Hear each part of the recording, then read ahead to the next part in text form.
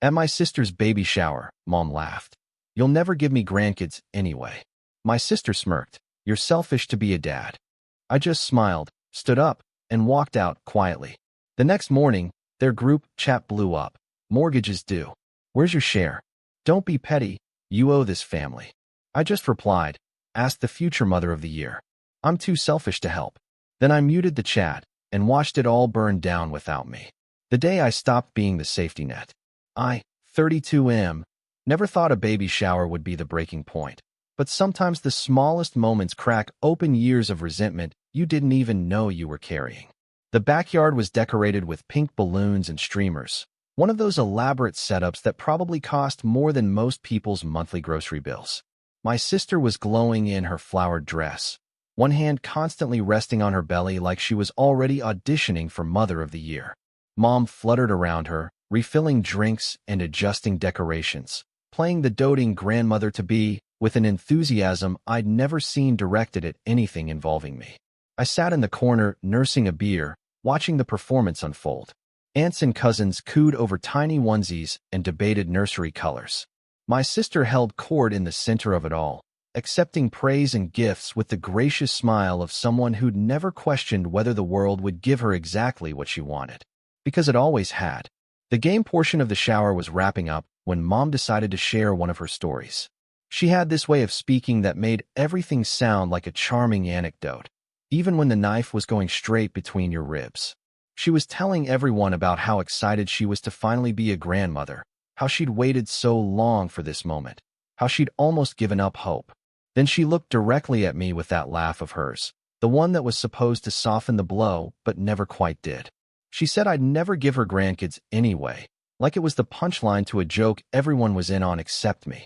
The room went quiet for just a second, that awkward pause where people don't know whether to laugh or pretend they didn't hear. Most of them laughed. My sister jumped in before the moment could pass, that smirk playing at the corner of her mouth. She said I was too selfish to be a father anyway, that some people just weren't cut out for the responsibility. She said it sweetly, like she was simply stating a fact everyone already knew, like she was doing me a favor by saying it out loud so I wouldn't have to carry the burden of disappointing them anymore. I felt every eye in that backyard turn toward me, waiting for my reaction, waiting for me to laugh it off like I always did, to be the good sport who could take a joke, to prove them right by showing I couldn't handle even this small criticism. The old me would have smiled through it, made some self-deprecating comment, maybe even agreed with them just to move past the uncomfortable moment. Instead, I smiled. Not the forced smile I usually wore at these family gatherings, but something genuine and calm. I stood up, set my beer down on the table with deliberate care, and walked toward the house. Nobody said anything as I passed through the crowd. Nobody asked if I was okay or tried to stop me. They just watched, probably assuming I was going to the bathroom or getting another drink, that I'd come back and everything would reset to normal. I grabbed my keys from the kitchen counter and walked out the front door, got in my car, drove away. Simple as that. No scene, no angry words, no dramatic exit. Just a quiet removal of myself from a situation where I'd apparently never belonged in the first place. The drive home felt surreal, like I was watching myself from outside my body. My hands were steady on the wheel. My breathing was even. There was no anger, no hurt, just this strange clarity that had been building for years and finally crystallized in that one moment. I'd been propping up a family that saw me as nothing more than a bank account with a pulse. When I got home, I sat in my living room and really looked at my life for the first time in a long time. My apartment was nice, paid for by the job I'd worked my ass off to get. No wife, no kids, but that had been a choice, not a failure. I'd been focused on building something stable, something solid. And for what? So my mother could laugh about my empty life at a party? So my sister could call me selfish while living in a house I was helping pay for? That mortgage she mentioned the next morning, the one I'd been covering a third of for the past 3 years because Mom couldn't work full-time anymore and my sister's husband made just enough to get by. The car repairs I'd paid for last month when Mom's transmission went out. The medical bills I'd quietly covered when my sister had complications early in her pregnancy and their insurance fell short. The endless small loans that were never paid back, never even acknowledged as loans, just assumed contributions to the family pot because that's what I was supposed to do. I told myself it was love, that family helped family, that money didn't matter as much as being there for the people who mattered. But they'd never been there for me. Not when I graduated college with honors and nobody showed up because my sister had a hair appointment. Not when I got promoted and mom forgot to call because she was helping paint the nursery. Not for any of the small victories and quiet struggles that made up my life. I slept better that night than I had in months. Update 1. The group chat started blowing up around 8 in the morning. I was making coffee when my phone started buzzing like an angry wasp trapped in a jar. I picked it up and saw 17 new messages, all in the family thread. Mom wanted to know if I was still upset about yesterday. My sister said the mortgage payment was due and asked where my share was. An aunt I barely spoke to chimed in to say I shouldn't be petty over a little joke. My sister's husband, who'd barely said 2 words to me in 5 years, suddenly had opinions about family obligations. The messages kept coming, each one more demanding than the last. Don't be petty. You owe this family. We need you to step up. It was fascinating, really, how quickly concern for my feelings transformed into concern for my wallet. Nobody had texted to apologize. Nobody asked if maybe they'd crossed a line. They just wanted to make sure the money would keep flowing. I waited until the messages slowed down, until they'd all said their piece and were waiting for my response. Then I typed out exactly one message. I told them to ask the future mother of the year since I was apparently too selfish to help. Then I muted the chat. I didn't block them. I wanted them to see that I'd read everything. I wanted them to know I was choosing not to respond, not unable to respond.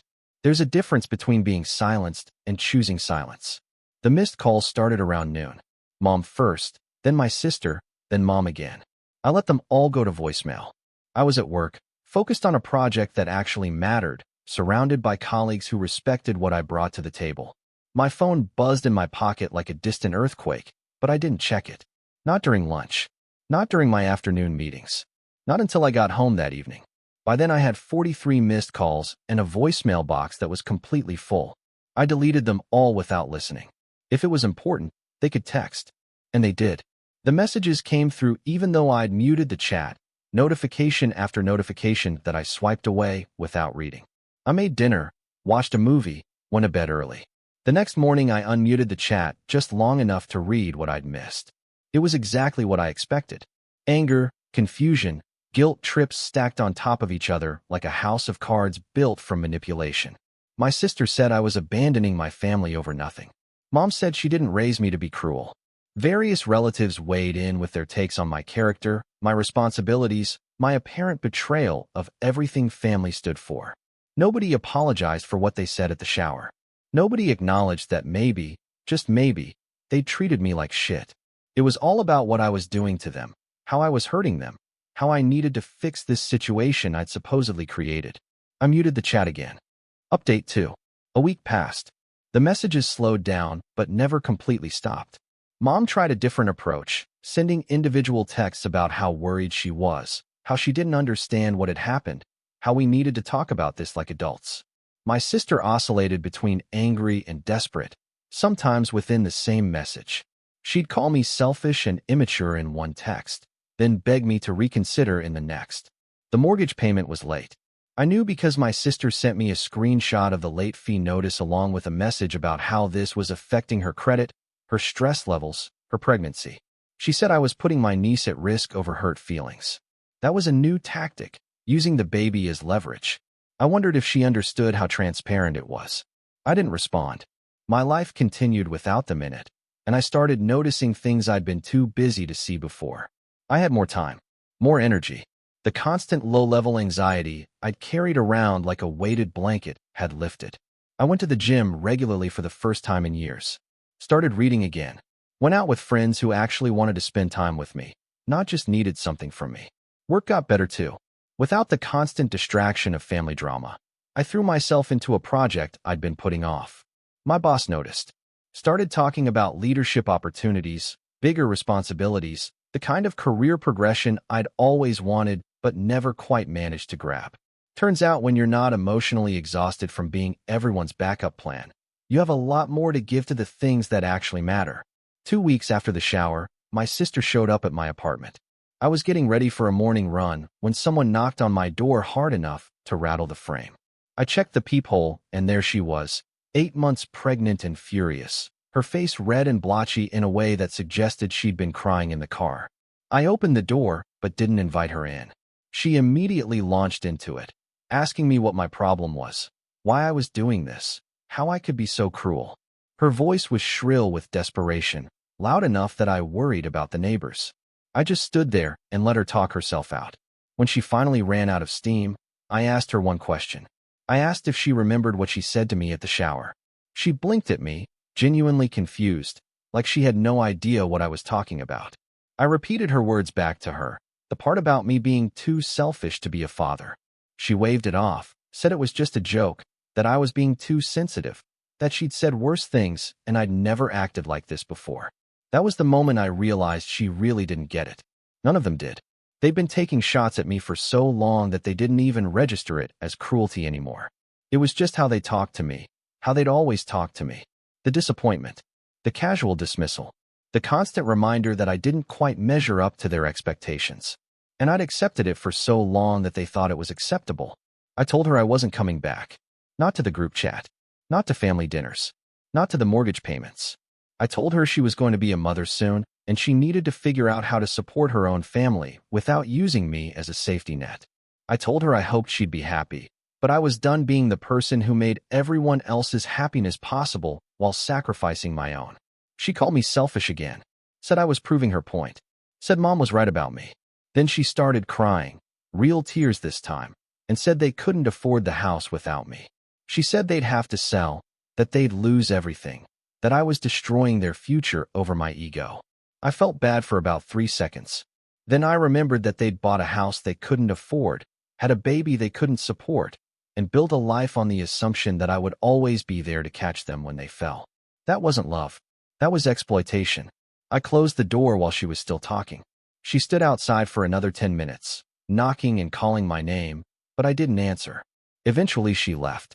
I watched from my window as she waddled back to her car, got in, sat there for a long time before finally driving away. I felt lighter than I had in years. Update 3. It's been 3 months now. They sold the house. I found out through social media, one of those vague posts about new beginnings and downsizing that's supposed to sound positive, but really just means they couldn't keep up with the payments. They moved into a smaller place across town, something more appropriate for their actual income. My sister had the baby, a girl. I saw the announcement online. She looked healthy. They looked tired but happy in the photos. Nobody invited me to meet my niece. I didn't expect them to. Mom tried one last time about a month after my sister showed up at my apartment. She came by on a Sunday morning, knocked politely instead of pounding like my sister had. I almost didn't answer, but something made me open the door. Maybe curiosity. Maybe some small part of me still hoping she'd surprise me. She asked if we could talk. I let her in, made coffee, sat across from her at my kitchen table, and waited.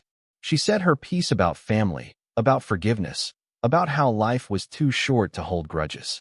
She said my sister was struggling with the new baby and the move, that they really could have used my help. She said she didn't understand why I was punishing everyone over a misunderstanding. I asked her if she remembered laughing at me, telling everyone I'd never give her grandkids. She looked uncomfortable, said she didn't mean anything by it, that it was just the truth, and she didn't think I'd be so sensitive about it. I asked her if she'd ever considered that maybe I didn't have kids because I'd spent my entire adult life taking care of her and my sister instead of building my own life. She didn't have an answer for that. I told her the same thing I'd told my sister. I was done, not because I didn't love them, but because they'd made it clear they didn't really love me. They loved what I could do for them. They loved the convenience of having someone to fall back on. But they didn't love me enough to treat me with basic respect or consideration. She cried, said I was breaking her heart, said she'd always loved me, that she was proud of me, all the things she'd never actually said when it would have mattered. I told her I believed she believed that. But belief and action were different things, and her actions had been clear for a long time. She left without her coffee getting cold. I haven't heard from her since. The extended family has mostly stopped reaching out too.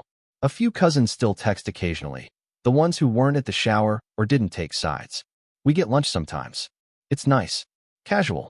No expectations or obligations, just people who enjoy each other's company.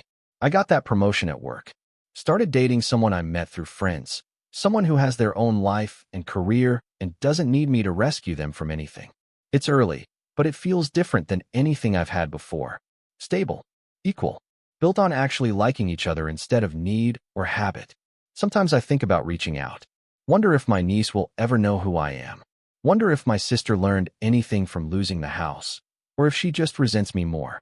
Wonder if mom tells people what happened, or if she's created some story where I'm the villain who abandoned his family for no reason. Mostly, though, I don't think about them at all. I'm too busy living the life I should have been building all along. The selfish life. The one where I matter. And it turns out, selfish feels pretty fucking good. Thank you for watching. If you enjoyed this story, please hit that subscribe button. Don't forget to give it a thumbs up and share it with friends or family who might enjoy it too. Your support means a lot. And if you have any thoughts, questions, or story ideas, drop them in the comments below. I'd love to hear from you. See you in the next story.